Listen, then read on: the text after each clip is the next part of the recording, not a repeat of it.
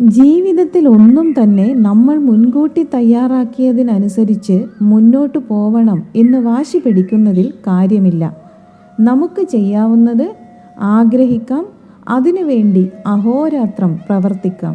നമ്മുടെ ആഗ്രഹത്തിൻ്റെ ശക്തിയും പ്രവൃത്തിയുടെ ശുദ്ധിയും നമ്മൾ ആഗ്രഹിച്ചത് നടത്തി തന്നേക്കാം. എന്നാൽ അത് രണ്ടുമല്ലാതെ അദൃശ്യമായ നമ്മൾ ചിന്തിക്കാത്ത പലതും നമ്മുടെ കർമ്മങ്ങളുടെ ഫലത്തെ നമ്മൾ അറിയാതെ തന്നെ സ്വാധീനിക്കുന്നുണ്ട്.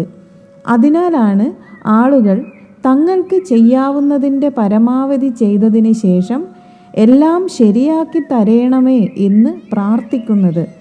ആ പ്രാർത്ഥന നമ്മുടെ പ്രവർത്തനങ്ങൾക്ക് നമ്മൾ ആഗ്രഹിച്ച ഫലം കിട്ടാൻ അതിനെ ബാധിക്കുന്ന മറ്റ് ശക്തികളോടുള്ള അഭ്യർത്ഥനയാണ്. ആ ശക്തി ഈശ്വരനാവാം, പ്രകൃതിയാവാം, സാഹചര്യങ്ങളാവാം, അങ്ങനെ എന്തുമാവാം. ഈ അദൃശ്യമായ ശക്തി നമ്മുടെ ഓരോ പ്രവൃത്തിക്കു പിന്നിലുമുണ്ട്. അത് മനസ്സിലാക്കിയാൽ നമ്മൾ ആഗ്രഹിച്ചത് അതേപോലെ നടക്കാതെ വരുമ്പോഴുള്ള സങ്കടങ്ങളെ സഹിക്കാനും നിരാശരാവാതെ വീണ്ടും പ്രവർത്തിക്കാനുമുള്ള ഊർജം നമുക്ക് ലഭിക്കും.